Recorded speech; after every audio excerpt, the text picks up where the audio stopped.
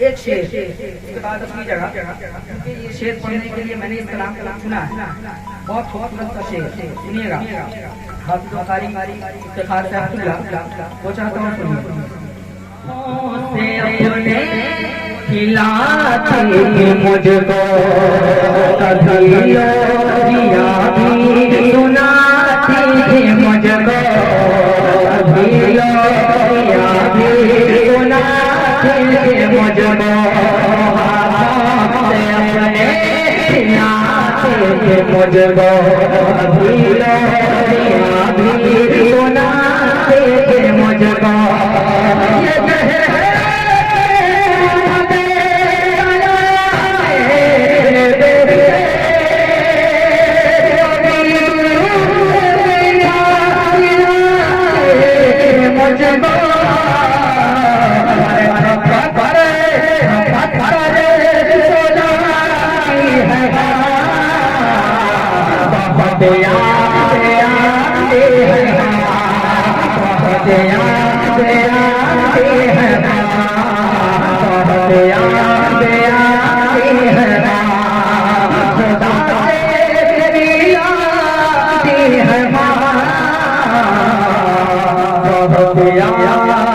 Yeah.